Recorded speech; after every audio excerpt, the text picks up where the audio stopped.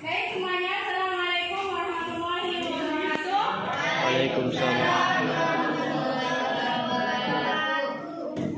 Tolong keluarga dibimbing doa terlebih dahulu sebelum memulai pembelajaran. Sebelum kita mulai belajar pada pagi hari ini, mari kita doa bersama. Mulai.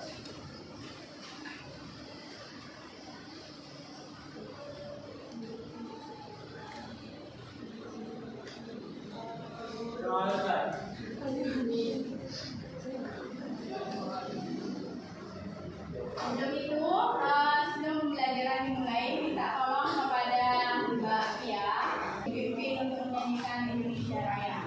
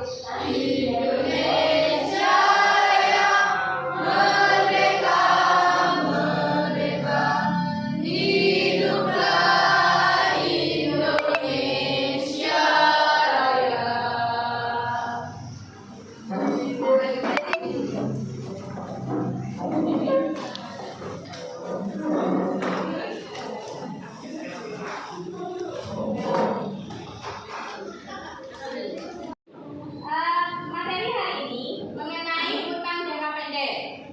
Adakah yang masih ingat tentang apakah yang dimaksud dengan utang?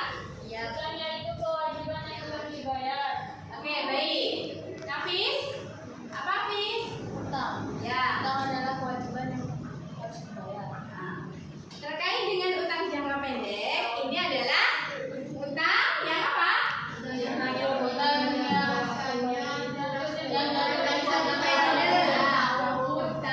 yang jangka waktunya dalam satu periode atau baik. Dalam utang jangka pendek, di sini kompetensi dasar yang harus kalian ketahui. Yang pertama yaitu menetapkan catatan utang jangka pendek, baik itu pembelian dagang secara kredit, wesel, pembelian angsuran, utang pajak, utang gaji, dan pendapatan diterima di muka. Yang bagian pembelian barang secara kredit sampai pada pendapatan diterima di muka sudah dijelaskan kepada kalian semua. Ya, tolong untuk Mbak Nana dijelaskan apa yang dimaksud dengan pendapatan diterima di muka, ya Mbak. Berdiri Mbak, apa yang dimaksud dengan pendapatan diterima di muka? Tolong berdiri Mbak Nana.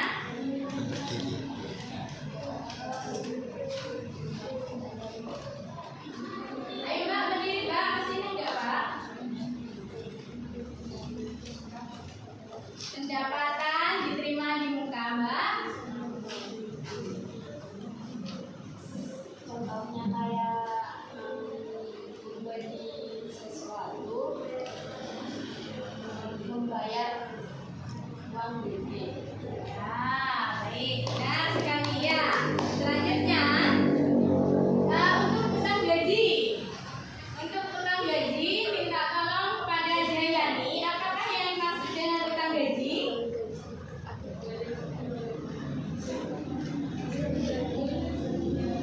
Tolong berdiri, Mas Jayani.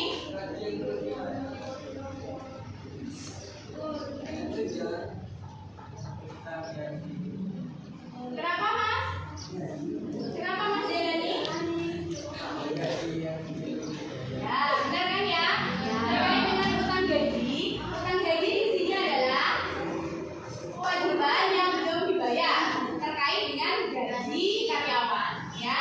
Selanjutnya, setelah kalian sudah menetapkan pencatatan, kita melakukan pencatatan yang ini: pembelian barang dagang secara kredit, kemudian wesel, kemudian angsuran, utang pajak, utang gaji, dan pendapatan yang diterima di muka. Ya. Sudah ya? Yang pertama itu penetapan pencatatan, yang kedua itu adalah melakukan pencatatan. Setelah ditetapkan pencatatannya, lalu kita melakukan pencatatan. Itu yang kompetensi dasar terkait dengan utang dagang ya. Selanjutnya kita ke indikator pencapaian. Ya, IPK yang harus kalian capai di sini 1, 2, 3, 4. Yang pertama itu menjabarkan. Kalian harus bisa menjabarkan pengertian utang jangka pendek. Kemudian yang kedua, mengelompokkan utang jangka pendek. Apa aja yang termasuk utang jangka pendek? Kemudian membuat pencatatan. Setelah melakukan pengelompokan, kalian itu harus bisa membuat pencatatan yang dimaksud dengan utang jangka pendek, baik itu jenisnya, ya, dan lain sebagainya. Yang selanjutnya yaitu menyajikan pencatatannya, yaitu terkait dengan laporan keuangan yang berkaitan dengan utang jangka pendek. Ya. Selanjutnya, kita ke tujuan pembelajaran. Nah, tujuan dari utang jangka pendek yang harus kalian capai di sini adalah tujuannya: 1. Bisa menjelaskan apa pengertian dari utang jangka pendek serta jenis-jenisnya utang jangka pendek. Berikutnya, mengelompokkan utang jangka pendek. Ya, itu harus dengan benar. Ya, pengelompokan itu harus dengan benar. Ya, selanjutnya membuat pencatatan utang jangka pendek dan harus benar. Terakhir itu menyajikan laporan utang jangka pendek dengan benar. Ya. Selanjutnya kita ke ini ya. Ini adalah sebuah gambar yang menayangkan tentang ini apa? Wow. Mohon maaf ya sebelumnya ya. Ini apa? Wow. Ini adalah Kalender. Ini adalah transaksi. Ini adalah kewajiban. Kewajiban ini terkait dengan uang. Jadi ini adalah objeknya. Nah, kalau ini adalah masanya atau waktunya. Kalau ini adalah transaksinya atau pelakunya. Ya, kewajiban itu dilakukan atau utang jangka pendek itu dilakukan oleh 2 orang atau lebih, di mana itu terjadi yang namanya perjanjian atau transaksi. Karena kita belajar mengenai utang jangka pendek, maka kita berkaitan dengan kewajiban. Ya, ini adalah uang kewajiban yang dipinjam oleh 2 orang atau lebih. Kemudian ini adalah masanya. Masa itu adalah waktunya. Oke ya, paham ya sampai sini ya? Pengertian utang jangka pendek ya? Paham? Oke, baik. Untuk Mas Samsudin, karena bajunya tidak sama di sini, tolong dijelaskan. Apakah yang dimaksud dengan utang jangka pendek? Kalau berdiri dulu, biar teman-temannya melihat. Utang jangka pendek adalah utang yang masa penyelesaiannya kurang lebih 1 bulan atau 1 tahun. Ya, bagus ya, benar ya? Ya Bu. Selanjutnya kita ke pengertian secara buku ya. Secara buku itu sudah dijelaskan bahwa utang jangka pendek yaitu masanya itu kurang lebih dari kurang lebih atau maksimal itu adalah 1 tahun ya. Ciri-ciri utang jangka pendek di sini adalah 1, 2, 3, dan 4. Yang pertama itu adalah adalah Utang jatuh tempo yang telah disepakati bersama antara perusahaan. itu adalah 1 tahun. Kemudian utang jangka pendek itu harus memiliki Nominal yang jelas. Kalau kalian pinjamnya 1 juta, berarti nominalnya adalah 1 juta. Tidak jelas itu bukan namanya utang, ya? Karena bukan tergolong utang jangka Pendek. Utang jenis ini tersedia 2 macam. Yang pertama adalah apa, Nak? Memiliki bunga dan tidak berbunga. Dan tidak memiliki bunga, ya. Khusus untuk yang utang jangka pendek itu tidak ada bunga. Bunga. Kenapa tidak ada bunga? Karena waktunya itu Sedikit. waktunya itu dalam 1 periode, yaitu 1 Tahun. Kemudian utang jangka pendek biasanya tidak perlu jaminan. Kalau kita pinjam atau menyekolahkan PPKB kita, itu biasanya kita ada jaminan, ya. Nah, kalau utang jangka pendek itu tidak ada jaminan karena terjadi dalam kurun waktu 1 tahun, ya. Baik, jenis-jenisnya utang jangka pendek ada berapa, Nak? Ada 8. Utang wesel ini sudah Ibu jelaskan pada materi sebelumnya, yaitu piutang wesel. Kalau utang wesel kita dirubah menjadi kewajiban yang harus dibayar, di mana itu ada perjanjian antara dua pihak yang dilakukan secara tertulis, ya. Utang dagang itu terkait dengan perdagangan atau jual beli, ya. Utang jangka pendek jatuh tempo dalam periode ini berarti itu adalah dalam kurun waktu 1 tahun. Dividen ini apa, Mbak? Dividen apa? Pendapatan apa? Pendapatan yang diperoleh dari saham. Pendapatan yang diperoleh dari saham. Ya, dari surat berharga baik itu obligasi ataupun saham. Ya.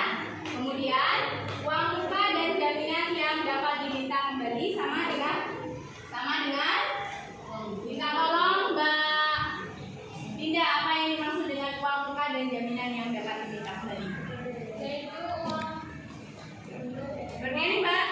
uang muka dan jaminan yang dapat diminta kembali, yaitu ketika kita meminjam uang kepada bank dan kita memberi jaminan seperti BPKB sepeda motor, dan jika utang kita sudah lunas maka BPKB yang tadi itu dapat dikembalikan.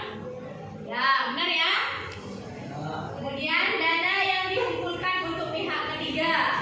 Tolong dijelaskan Ketua OSIS. Biasanya ini adalah kerjaan Ketua OSIS.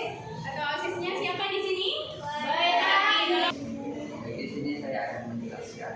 Biasanya itu di SMK Negeri 110 ada kegiatan seperti minta sumbangan apabila ada wali murid siswa SMK Negeri 110 yang meninggal. Jadi pihak OSIS itu minta sumbangan ke kelas dan nantinya akan diserahkan kepada keluarga korban yang didampingi. Lanjut ya, kita utang biaya. Minta tolong Mus dijelaskan Mbak apa yang dimaksud dengan utang biaya. Utang biaya adalah utang yang harus dibayarkan karena dia suatu biaya. Artinya kita ke tukang bengkel untuk memperbaiki sepeda. Ya, ini sama dengan kita kalau bayar apa nah utang biaya, kita bayar jasa, ya, udah ya. Terkait dengan pendapatan diterima di muka, karena ini sudah sering kalian lihat ya, atau sering kalian dengar dan belum kalian lakukan ya, karena kalian masih dalam proses menjadi seorang pelajar. Biasanya ini pendapatan diterima di muka ini sama halnya kita DP ya, DP baru nanti kalau sudah ada uangnya baru kita bayar ya. Yang menerima DP itu namanya pendapatan diterima di Muka. ya. Paham sampai sini ya? Ya, Bu. Baik.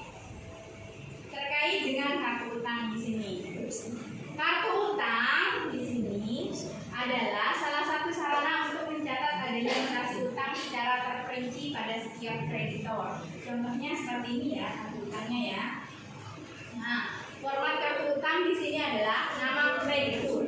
Nama kreditur itu adalah tulis. Kalau umpamanya krediturnya di sini adalah Mbak Fia, yang ditulis namanya Fia gitu. Alamatnya di mana? 10. Misalnya nomor rekeningnya 1.333 ya. Contohnya ya, banknya Bank BRI ya. Nanti kita tulis di sini ya, kegiatan transaksi yang dilakukan. Ini yang dimaksud dengan kartu utang ya. Paham sampai sini? Karena ini penjelasan terkait kartu utang. Ini sama halnya dengan kalian mencatat kartu piutang. Kemarin itu sudah dijelaskan terkait mengenai kartu piutang. Ini terkait dengan kartu utang. Jadi kalau kartu utang itu berbeda dengan piutang. Kalau piutang kita yang meminjamkan uang, kalau utang kita yang pinjam kepada orang. Ya. Baik ya. Kemarin Ibu sudah share link kepada kalian. Tolong dibuka di HP-nya masing-masing terkait dengan handout yang kalian harus baca. Coba dibuka, Mbak.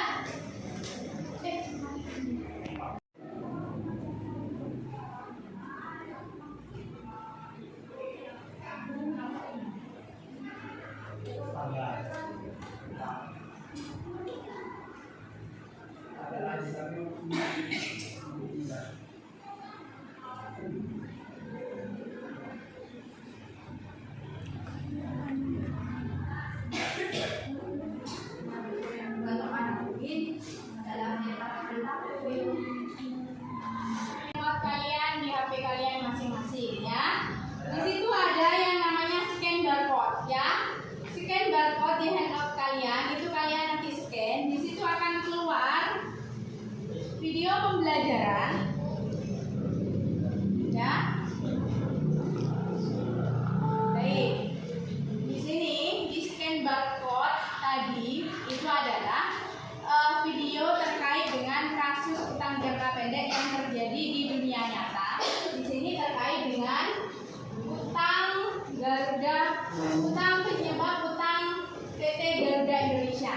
Ya, Ibu akan memperlihatkan video, dan kalau kalian ingin mengulang lagi, kalian tinggal scan barcode di handphone kalian masing-masing yang sudah Ibu berikan di HP kalian. Ya, baik, Ibu akan memperlihatkan video ini. Tolong kalian perhatikan semuanya. Nanti di sini kalian sama Ibu disuruh untuk membuat atau mengerjakan tugas terkait dengan kasus utang jangka pendek, yaitu utangnya PT Garuda Indonesia. Ya, baik, perhatikan semuanya video ini. Garuda Indonesia ini sedang terseok-seok dan warnanya sedang sakit. Biaya operasional Garuda Indonesia saat ini sebesar 150 juta dolar Amerika Serikat per bulan. Sementara pendapatannya berkisar 50 juta dolar Amerika Serikat per bulan. Sehingga setiap bulannya Garuda memiliki 100 juta dolar Amerika Serikat per bulan, atau setara dengan 1,4 triliun rupiah. Biaya operasional yang sangat tinggi ini antara lain karena biaya sewa pesawat yang tidak wajar. Jenis pesawat yang dioperasikan terlalu banyak dan ada sejumlah rute penerbangan yang tidak menguntungkan. Pada saat pandemi COVID-19 muncul, masalah baru terkait dengan pencatatan laporan keuangan berdasarkan pedoman standar akuntansi keuangan PSAK. Ada perubahan pengakuan kewajiban pada biaya sewa pesawat dari semula tercatat sebagai biaya operasional kini diwajibkan dicatat sebagai utang. Hal ini menyebabkan utang Garuda membengkak dari 20 triliun rupiah menjadi 70 triliun rupiah. Terkait masalah sewa pesawat, Menteri BUMN Erick Thohir meyakini bahwa beban terbesar Garuda Indonesia saat ini adalah perusahaan yang menyewakan pesawat atau lessor.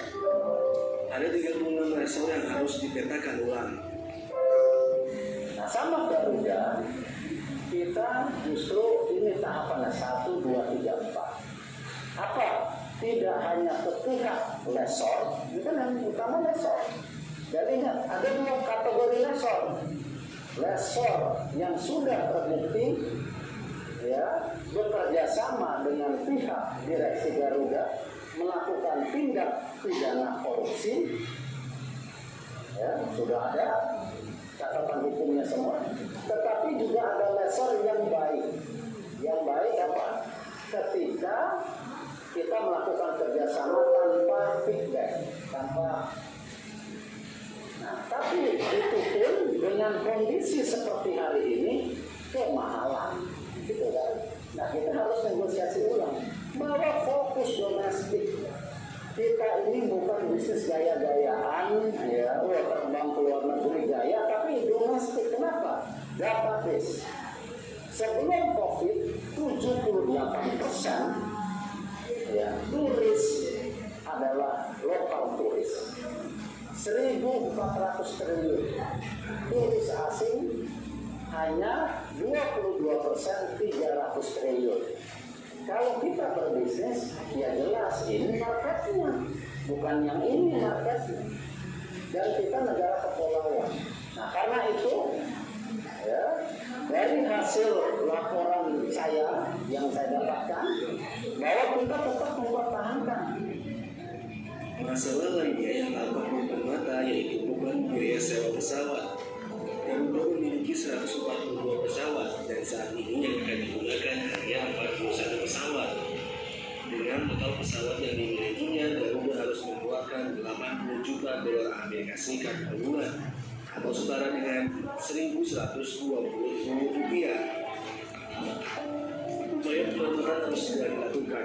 Pemerintah kini dengan mengatakan opsi moratorium pembayaran utang dan standstill agreement untuk penghentian pembayaran bunga. Harganya dan dibarengi dengan pemangkasan struktur biaya operasional minimal 50%.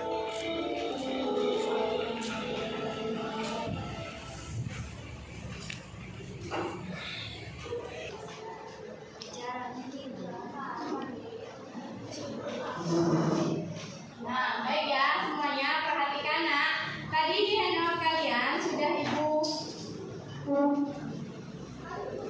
kirim ke WA grup kalian terkait dengan handout akuntansi keuangan.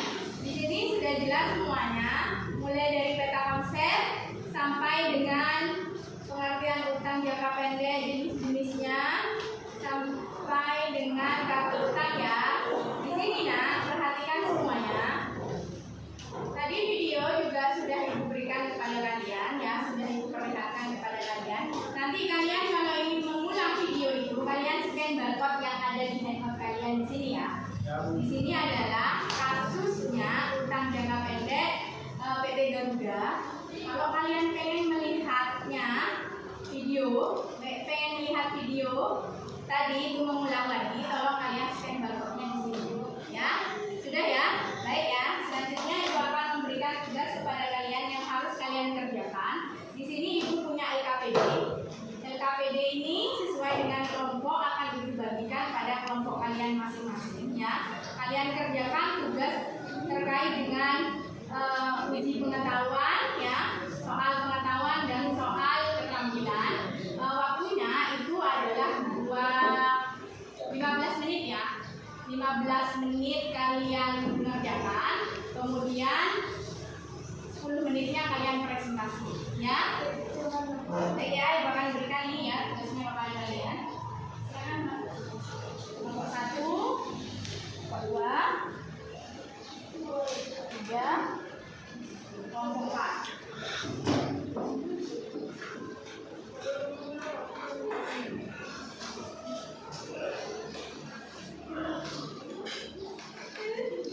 Baik, buka LKPD kalian semuanya. LKPD kalian buka nak. Di situ sudah ada petunjuk pengerjaannya ya. Petunjuk pengerjaannya 1 sampai 6. Kalian harus ikuti petunjuk yang sudah diberikan.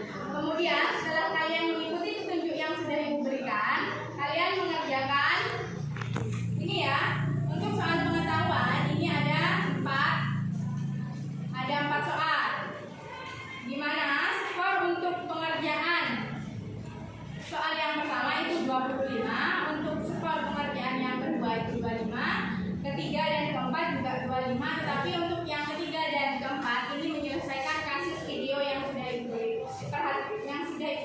dibayarkan tadi ya. Selanjutnya kita ke soal keterampilan. Di sini skornya itu adalah 30 per soal ya. Dimana ini kalian harus mengerjakan yang namanya pencatatan laporan keuangan terkait dengan utang jangka pendek. Silahkan dimulai dari sekarang 15 menit. Ini harus selesai ya nak ya. Nanti setelah 15 menit selesai kalian presentasinya 10 menit ya.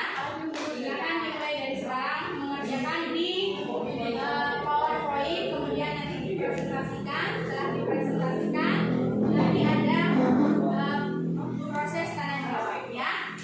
Baik ya, silakan dikerjakan. Ya, semuanya.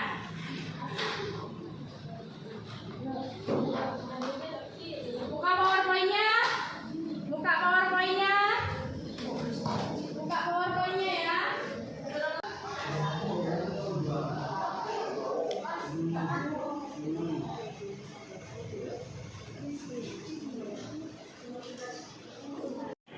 Pengetahuan dan tugas keterampilan ya, tolong dikerjakan, dibuka PowerPoint-nya.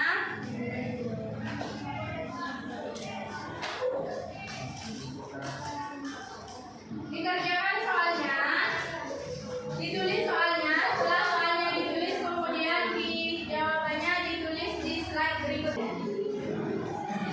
Baik semuanya perhatikan, kelompok 1 mau mempresentasikan mengenai jawaban terkait soal pengetahuan ya. Silakan Mbak. Assalamualaikum warahmatullahi wabarakatuh. Waalaikumsalam warahmatullahi wabarakatuh. Saya perwakilan dari kelompok 1 yang beranggotakan Bina Suci Ramadhani, Sadarus Salamah, Siwalus Danila, Sumah Muda, Uswatul Adawiyah. Oke, baik ya, ini adalah pertanyaan untuk uji pengetahuan kalian dan ini sudah dikerjakan oleh kelompok 1. Silakan Mbak. Soalnya adalah jelaskan pengertian utang jangka pendek. Yang dimaksud utang jangka pendek adalah iuran wajib yang harus dibayarkan oleh lembaga atau perorangan yang jatuh temponya kurang dari 1 tahun atau kurang dari 1 periode. Baik, sudah ya. Ada yang perlu ditanyakan dari kelompok 1? Karena ini adalah soal yang paling mudah. Kelompok 1 juga sudah mengerjakan soal keterampilan. Ini bergantian ya. Assalamualaikum warahmatullahi wabarakatuh. Waalaikumsalam warahmatullahi wabarakatuh.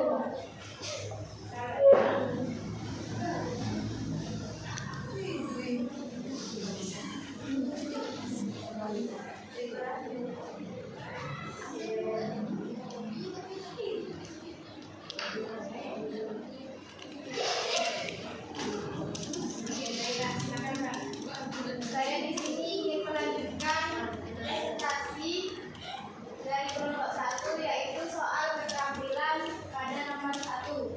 PT Kenanga tanggal 1 November 2021 membeli peralatan secara kredit sebesar 20 juta rupiah. Syarat pembeliannya 2/10 M30.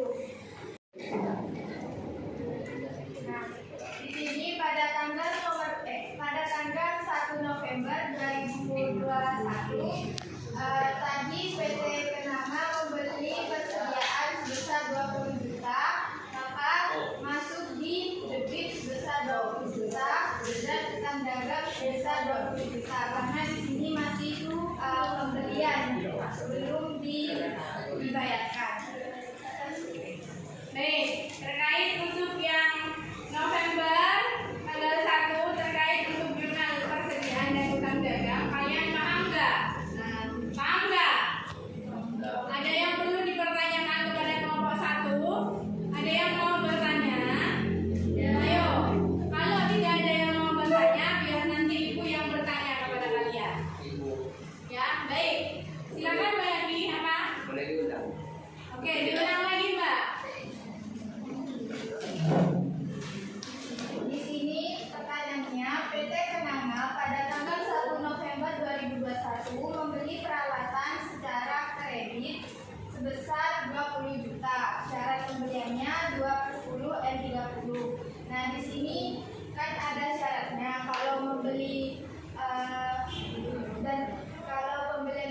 dibayar sebelum tanggal 10 itu mendapat potongan sebesar 2%. Baik Mas, perhatikan Mbak dan Mas sekalian semuanya.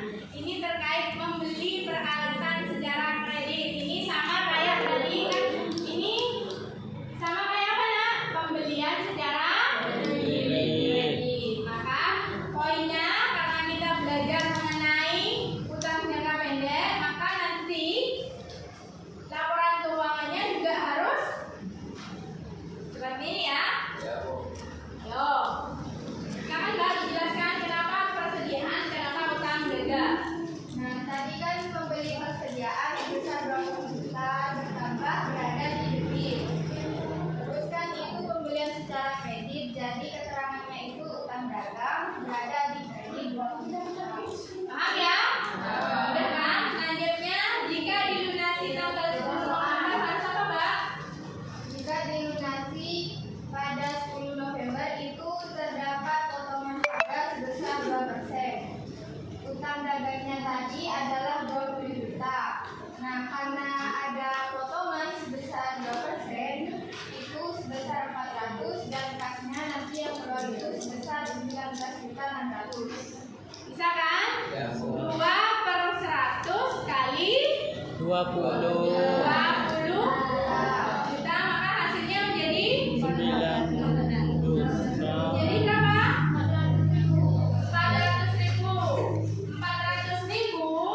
20 juta mengurangi berapa Mbak? Paham ya sampai sini ya?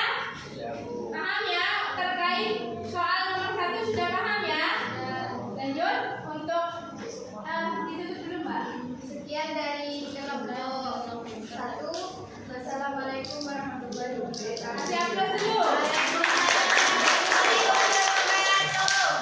Selanjutnya untuk kelompok Selanjutnya untuk kelompok 4 untuk maju mewakili teman-temannya, silakan. Assalamualaikum warahmatullahi wabarakatuh. Waalaikumsalam warahmatullahi wabarakatuh. Saya perwakilan dari kelompok 4 ingin mempresentasikan hasil kerja kelompok kami yang terdiri dari Ahmad Baihaqi, Nurul Nafis, saya sendiri, Linda Vidana, Zerojun Hasanah, Muhammad Farisal, dan Zainal Arifin.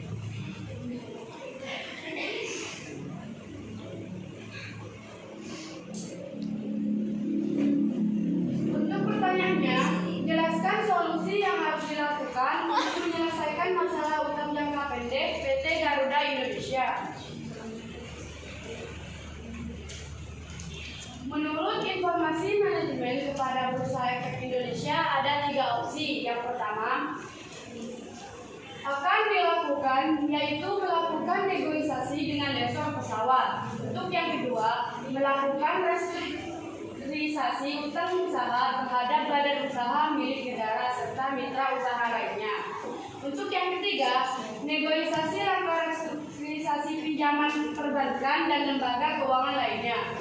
Semua ini dilakukan dengan kondisi kinerja keuangan perusahaan.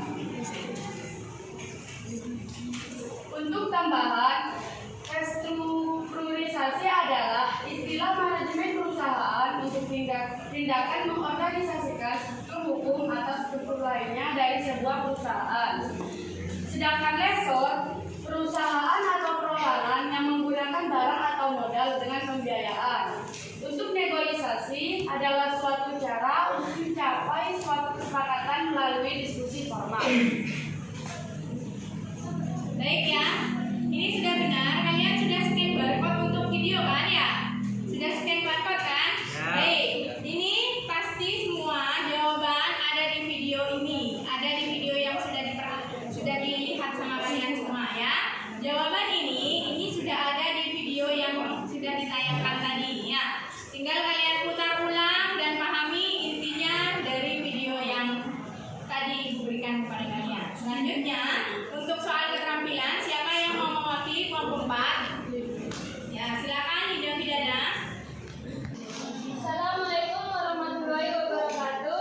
Waalaikumsalam warahmatullahi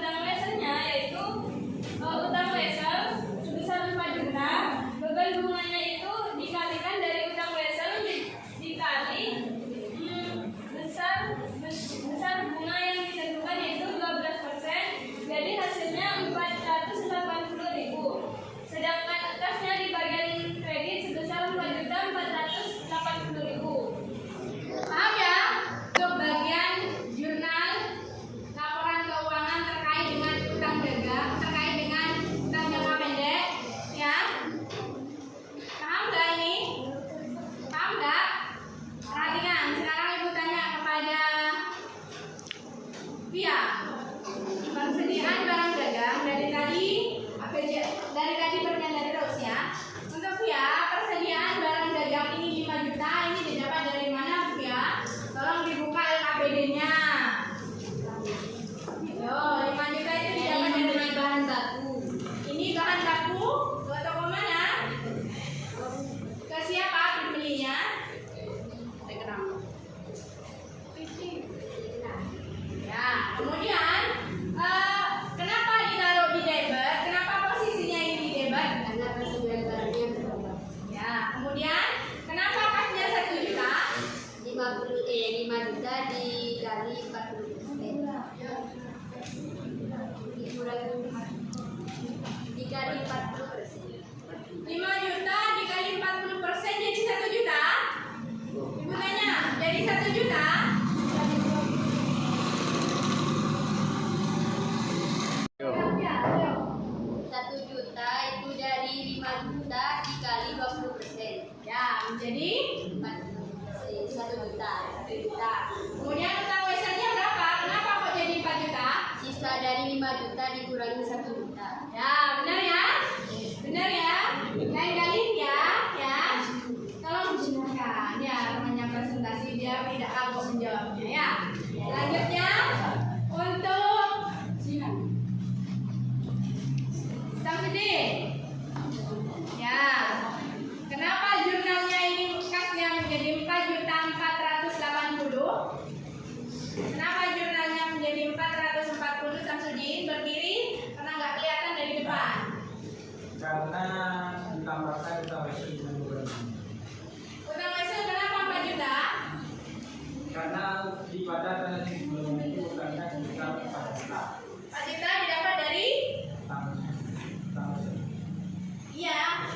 Iya tahu utang wesel itu 4 juta. 4 juta didapat dari mana asalnya? 5 juta dikurangi 1 juta. Ya. Kenapa di sini posisinya di kredit, kemudian ketika di jurnal ini masuk ke debit? Kenapa? Yang bawah Yang di bawah untuk yang di atas ini kan perhitungan untuk utang weselnya. Selanjutnya ini untuk jurnalnya. Kenapa posisinya yang di atas ini 4 juta, kemudian untuk penjurnalan beserta bunganya ini posisinya ada di debit untuk utang wesel. Kenapa? karena sudah dibayar. Karena udah dibayarkan, benar penyaji? Benar penyaji? Karena ini masih mau dibayar. Masih mau dibayar. Bunganya, beban bunga didapat dari mana ini? 480? 12%. 12% berapa? Diapain 12%-nya? Oh, 4 juta dibagi dikali 12%. Benar? Ibu tanya kepada kelompok 4 yang mewakili liga pidana. Sekarang ibu tanya kepada Baihaqi. Benar nggak Baihaqi? Iya. Iya. Didapat dari mana Baihaqi sebagai penyaji? 4 juta dikali 12%. Ya, benar ya. Selanjutnya kasnya didapat. Kenapa ada di debit? Kenapa ada di kredit? Jadi totalnya 4.480. Kenapa Baihaqi? Mohon maaf ya, Samsudin. Karena utang wesel ditambahkan dengan beban. Utang wesel ditambah dengan beban bunga menjadi 4.480.